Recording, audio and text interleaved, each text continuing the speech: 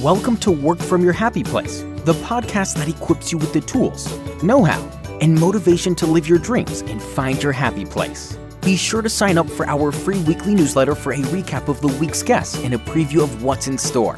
To sign up, simply text the word Happy Place with no space to 33444. Now, it's my pleasure to introduce the host of Work From Your Happy Place, Belinda Ellsworth. Hello, everyone, and welcome to Work From Your Happy Place. This is our Tuesday tip edition of our show. I'm your host, Belinda Ellsworth, and I'm going to be sharing business strategies and tips with you on Tuesdays. Today's topic is mastering your craft. One of the things that I find in talking to people, and this is definitely over the years and even currently, is that no one really wants to put in the necessary work in order to truly become a master of their craft. And yet when people do take the time and energy to become a master of their craft, they have a level of confidence and assurity and skills that lead them to many, many opportunities. So let's talk about how this plays out in real life. I'll tell the story first of when I was a fairly young individual. I started playing the drums or percussion as a musical instrument when I was about 10 years old. Now, the story of that goes that I took the test, did not qualify to play percussion because everyone wanted to play percussion. And I was told I would have to choose something else because I did not score high enough on what was a test that they gave mostly in regard to pitch and sound, which is interesting because it has absolutely nothing to do with percussion. But I failed the test and they told me I had to choose another instrument. Well, I came home and was extremely saddened by this. And my mom called the school and said, she has her heart set on this. Can't you at least give her a try? Fortunately, they did. And they said, we will give her 3 months. And if she can't keep up with the other kids, then we're going to have to move her to something else. It was all agreed. So back then, I don't know if any of you have ever played a musical instrument, and they don't do this anymore, but we had cards, practice cards, and you were required to practice for 30 minutes. They wanted you to practice 30 minutes a day, and you had to write it in, and then your parents had to sign their initials beside of it.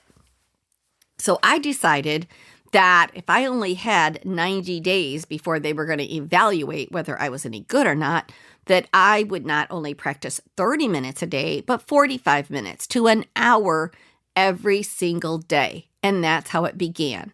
And I would practice the same things over and over and over again. And at the end of 90 days, not only was I kept in the program, but I was one of the best kids in the class. This continued throughout all of my years of playing percussion, all the way through my senior year in high school. And that is because I practiced all of the time. I started playing at 10, and then around 11, my next door neighbor and the boy that lived behind him, which was kitty corner of me, we started playing together. And he played the trumpet, and my next door neighbor played saxophone. And we would play songs all of the time. We started practicing for little talent shows, and then even got in different talent shows in the 6th grade, and then in the 7th grade, and in the 8th grade. We were recognized by one of our teachers as, wow, these 3 are actually pretty good, and pulled us together with a full band where we were actually in the 9th grade playing music and playing for school events, which was pretty exciting. But mind you, all of this time, what happened? I was just playing and playing by myself, playing more songs, playing with a group, playing continually. This helped me master that craft. Then when I went on to high school and I was in the marching band, I was the only female there as well. I had to work harder to prove myself to an all-male drum section. And trust me, there was a lot of tension with that. And so I practiced and I practiced. I would drive down the road on my bicycle And I would just practice with my hands. I would practice rudiments. I would practice drum cadences. I would practice anything that I could. That is what led me to be in several different bands. And it led to my teacher in high school recommending me to teach percussion for younger kids, as parents would ask him, who would you recommend as a percussion teacher? This was a really nice income to be making when you're only a junior and senior in high school. So it led to some really great opportunities, and that continued on in my career. When I started working in sales, I became just as obsessive. I practiced sales speeches. I practiced openings. I practiced overcoming objections. I made out flashcards. I practiced what I was going to say. I would write out my opening. I would write out my introduction to somebody, and I practiced it again and again and again and again to the point where it absolutely came natural. Now, a lot of people would say to me, how are you so natural at this? How are you so good at this? Well, I practice all the time. I practiced talking my sales pitch when I'm in the shower. I practice when I'm vacuuming my living room floor. I practice when I'm just driving down the road. I practice out loud. And I tell this to people all the time right now, too. You have to practice a speech out loud because you speak differently out loud than you do in your head. The timing is different. You sound different. You actually get to hear yourself and realize that you don't make as much sense when you're talking in your head as what you do when you're speaking out loud. And so I became a really good speaker. I remember, actually, I became a really good salesperson. And then I was asked to speak for the first time at an incentive trip, and all the executives from Colgate-Palmolive were there, and I was to present.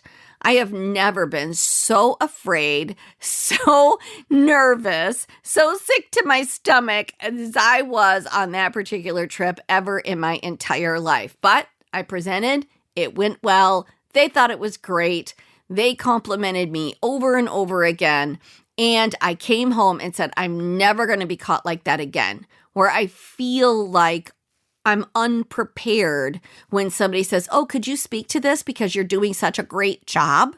So I used to practice all kinds of different speeches. What if I were asked about this? What if I were asked about this? What if they asked me to get up on stage and share my ideas on this or how I do this? And so I would go for walks. I would drive down the road. Whatever I was doing, I would practice different speeches and scenarios about what I would share with an audience. That honestly is what led me to become a professional speaker, because the more I did that, the better I got, the better my timing was.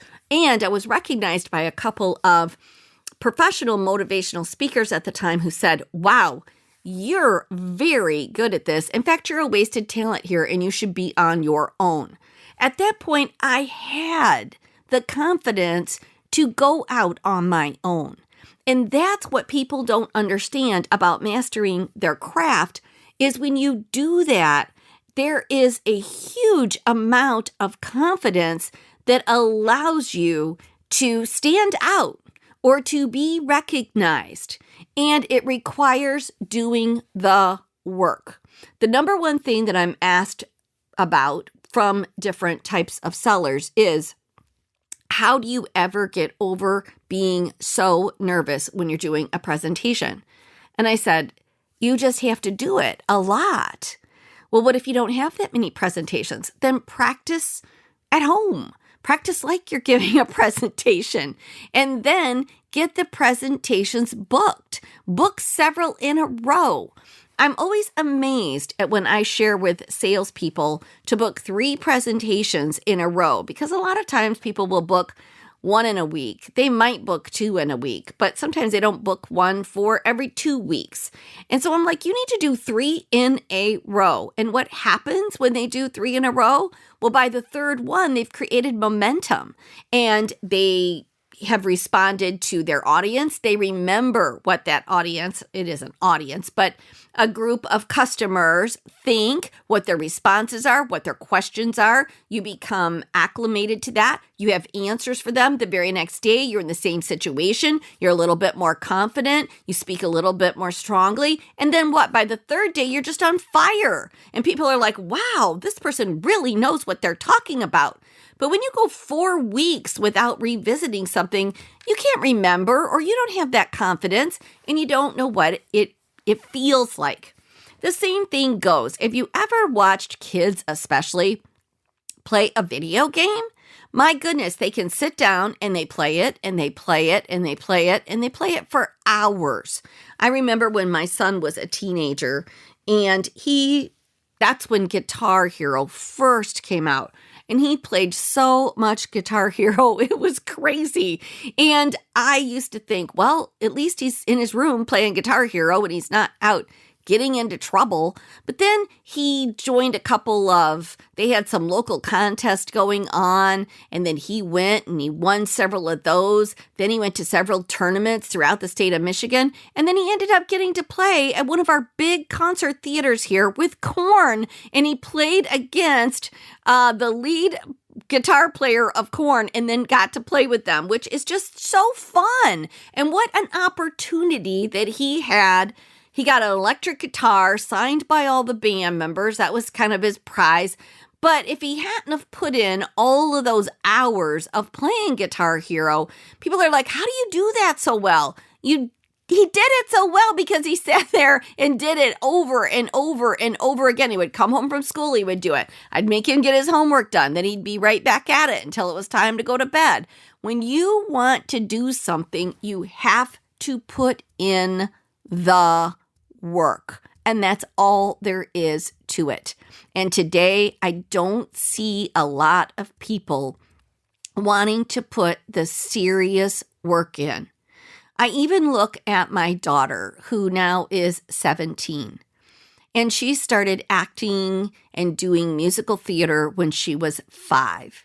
And we were just having this conversation the other night. There was a period of time where she did about 5 major shows, productions in a row. And so all of her friends would say, can you come over and play? And she would say, I can't, I have rehearsal. In fact, we actually bought her a t-shirt for Christmas that said, I can't, I have rehearsal, because that was her whole life. And people said, oh, if you don't let her play, if you don't let her do stuff, she's going to start to resent it, and then she won't even like it later. I said, I'm not driving this bus. She's driving this bus. And she hasn't said, no, I don't want to do it. In fact, sometimes I would say, are you tired, or do you want to do this? No, I'm fine. I'm ready to go. She had a love of it, but she also knew what it required. And she would come home and she would practice and she would sing and she would work on her songs and she would work on her lines. And that's really what it takes. When she was only 5, she couldn't read. So they said to her, can you read this? And it was for her audition. She said, well, I don't know how to read, but I memorized it. This is in like a 24-hour window of time. And they were like, oh, okay. So she goes and does in just that 24 hours, which she had worked it and worked it and worked it to where she had it memorized. This is at 5 and goes in there and nails this audition. So I'm using my kids because it's a really close example that you see up close and personal, but I see it with other kids in sports. Why is it that some kids, really get far with that and others don't? Well, some come home and they play, they get on the phone, they're on their computer, they play video games, while others go out in the yard and shoot hockey pucks at a net, or kick soccer balls into a net, or go to a batting cage and practice hitting balls on the weekends instead of being and hanging out with their friends. That's the difference. And I'm not saying that kids shouldn't have any fun, but I'm just telling you, some kids understand about mastering their craft. They have fun, they work around, and they make time for their friends, but they don't sacrifice their time of doing what they really want to achieve in order to do that. And that's what I find when people really want to be successful with something, they're just not willing to sacrifice or put the time in or sacrifice doing the other things that are going to make them really successful. I just had an awesome guest on my podcast, and you'll hear it in just a couple of weeks. And he was a basketball player who didn't even make the high school team, but then went on from the time of graduation to trying out for pro ball and making a pro basketball team. And I asked him, how did you do that? He said, in that time, I just practiced and practiced and practiced and practiced and watched videos and learned moves. And you want to know what? And he said, I mastered my craft. And then I was able to try out and then ended up getting on this team. And when most people said to him, you're never going to make it. And that is the difference. And everyone says, you just got to be lucky. Well, there certainly are other pieces to being super successful. I like to call it a sort of triangle, but one of those at the top is mastering your craft. The one in the lower corner is your networking and connections, who you meet, where you put yourself out there. Because a lot of people will get really good at something, but then they won't ever put themselves out there. They won't stretch themselves. They won't say, okay, let me do this in real life. They just practice and practice and practice. You've got to put yourself out there. You got to fumble. You got to fail a little bit. You've got to come back, revisit it, try it again. It's the only way you know. It's like me doing speeches in my head. I had to do speeches out loud, and then I just actually had to be on a stage and see what that felt like, and walking around the stage and learning timing. That all came after doing it a lot. And it's the same thing. You can practice a musical instrument, but if you never go out and play anywhere, you won't learn what that's like and the timing and what it feels like to be with other band members. You've got to just get out there and do it. You've got to start somewhere. And so it's also the connections you make, because each one of those things leads you to another person. So when you have opportunities to network or meet new people or go to an event where someone might be that you could introduce yourself, this is a big part of success also. So mastering your craft, learning connections, and really, push through the fear. That is the three things that are going to help you to be successful. People that sit around and worry about fear of failure and what people are going to think and what am I going to do? What if I don't do it well? People will laugh. I always tell my daughter, who cares? You put yourself out there and that made you better. Sometimes she'll look back on videos that she did or performances that she did and she's like, oh my gosh, I was so bad. And I'm like, no, you weren't. That time in your life, you were really good. But you know what? You put yourself out there, and then other people saw you, and then other people recommended you for other roles. And that's what's continued to progress your career throughout your whole childhood. And she's still just 17. But that fear of failure, there is absolutely no room for it. So you have to push through. So I hope this is a helpful tip for you today. In what is it that you need to really master? What is it that you might need to sacrifice in order to get really good at the thing you want to get good at? Someone once recently said to me, well, I have to make sure that I do stuff for me. I've got to be able to have some fun too. Well, you know what? When you're trying to learn something and when you're trying to get ahead, sometimes you have to put fun on the back burner for a half a minute so that you can actually get really good or pursue your interests of where you want to go. And then guess what? The fun will happen. The fun will follow, because when you're doing what you love, when you are being successful, when you are having a really great time and progressing and moving your career forward or working for yourself or doing whatever it is that you want to be doing, it is going to feel really good. And trust me, you will still have fun. And guess what? You can still have fun all along the way. It's just that you're not willing to sacrifice more fun for more discipline. And that's really what it comes down to, is a mindset of discipline. But it's, I have to get good at my craft.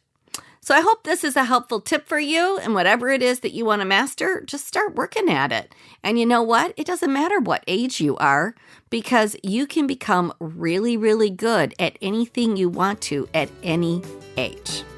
We'll see you next time on Work From Your Happy Place. Thanks for joining us at Work From Your Happy Place.